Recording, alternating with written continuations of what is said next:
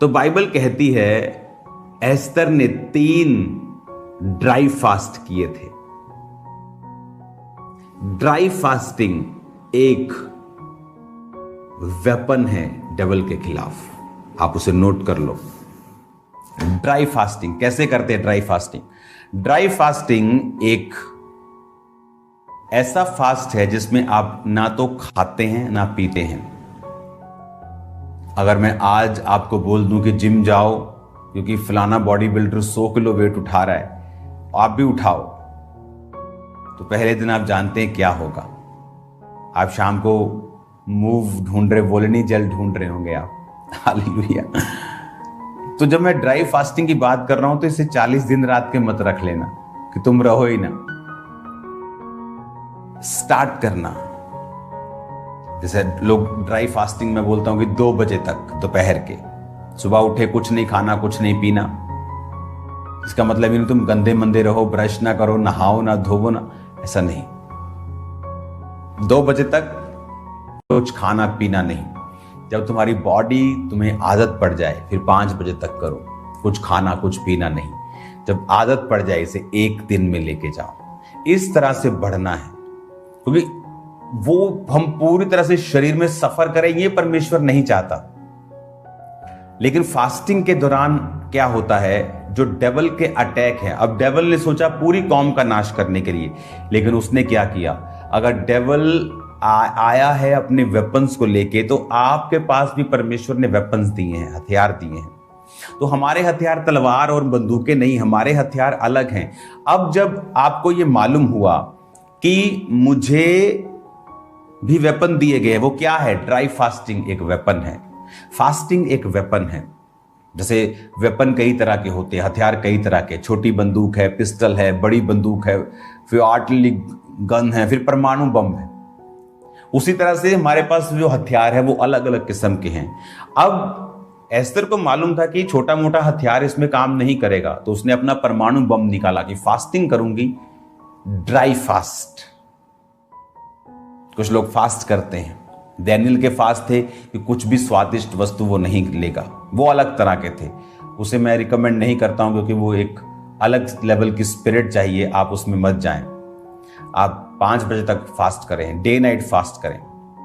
जब मैं फास्ट 2005 में जब मेरी जर्नी शुरू हुई तो हम 3 डे नाइट के फास्ट मैं हर वीक में रखता था। 3 day night every week, 3 day night every week, 3 day night every week. और जब डे नाइट के नहीं होते थे तो डे के भी साथ में चलते थे।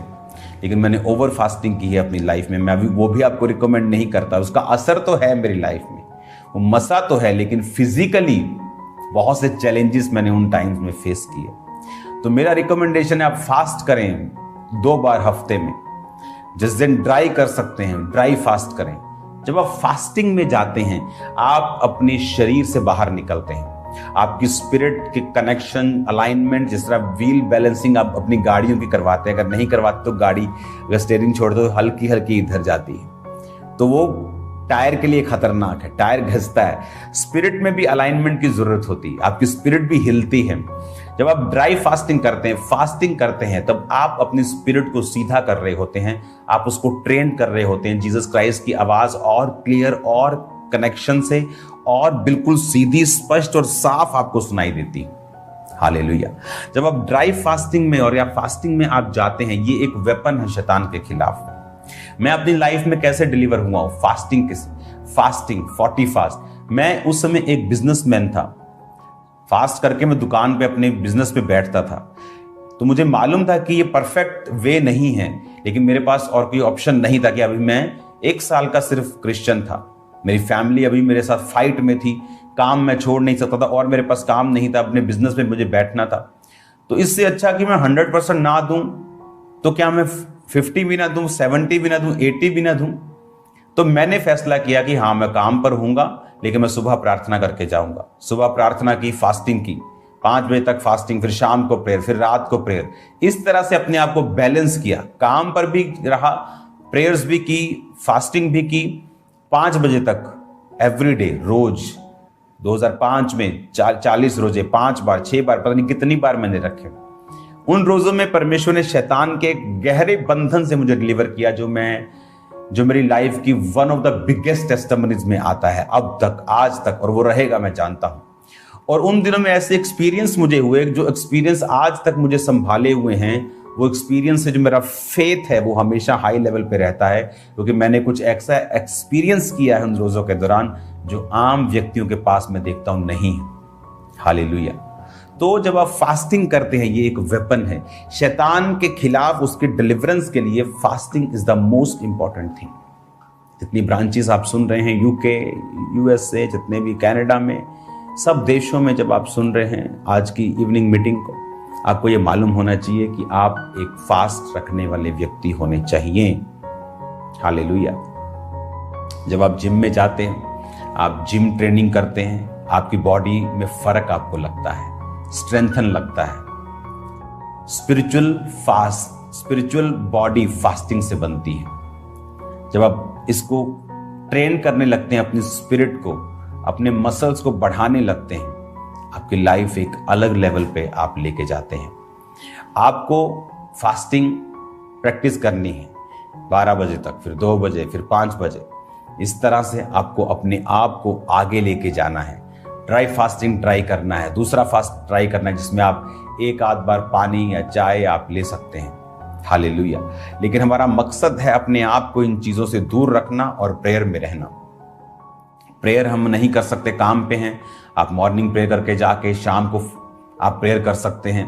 कुछ भी हम कर सकते हैं। हमारे लिए कुछ भी ऐसा नहीं है कि कोई भी ऐसा बंदा नहीं है जो 19 घंटे काम करता हो।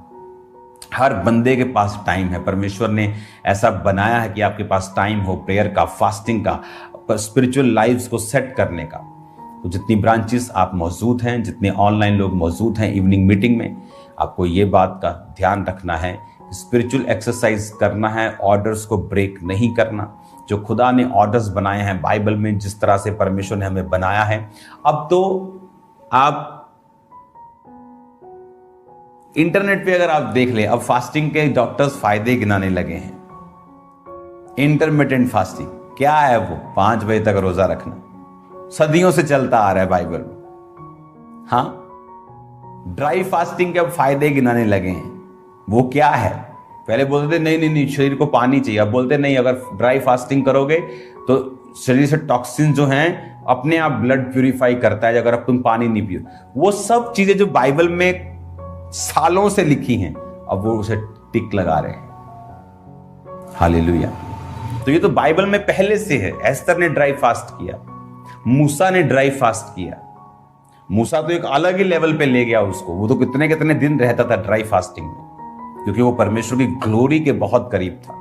तो उसकी ग्लोरी के करीब जितना आप जाएंगे आपके लिए इजी होगा। लेकिन तब तक आप जिस तरह आप जिम में वेट बढ़ाते हैं, आपको स्पिरिचुअल एक्सरसाइज करनी है। आपकी लाइफ की डिलीवरेंस के लिए जरूरी है। डेवल, उसके हथियार, उसके सारे अटैक्स कमजोर होते हैं, वो आपकी लाइफ से निकलता है जब आप फास्टिंग करते हैं। पाप उसके लिए खाना है। अगर आप उसे पाप करते रहेंगे, शैतान का वो खाना है, वो आपकी लाइफ में स्ट्रांग होगा। आप पवित्रताई में रहेंगे, फास्टिंग में जाएंगे, वो आपकी लाइफ से कमजोर होगा। कमजोर होने के बाद उसके पास जाने के अलावा, उस एरिया को छोड़ने के अलावा जिस पे उसने कब्जा किया है, उस स्थान को छोड़ने के अलावा जिस स्थान पर उसने आपकी लाइफ पे कब्जा किया, उसके पास और कोई वे नहीं है जीसस ने। हालेलुया। आज आप सब पे ले हैंड प्रेयर होगी। ऑयल्स सब लीडर्स तैयार रखें।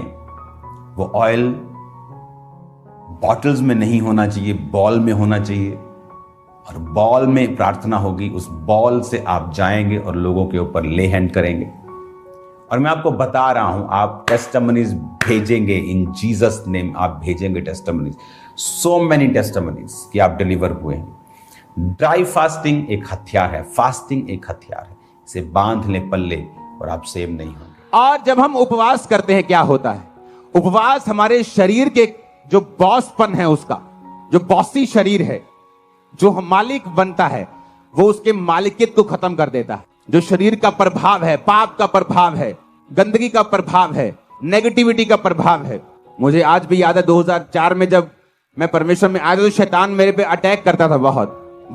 वचन जानने के बाद भी प्रार्थना करने के बाद भी सिर्फ 1 2 3 4 महीने ऐसा हुआ मेरे साथ। तो जब वो अटैक करता था मेरे पे कभी कभी, तो पवित्र आत्मा मुझे पता क्या बोलता था, मुंह से बोल।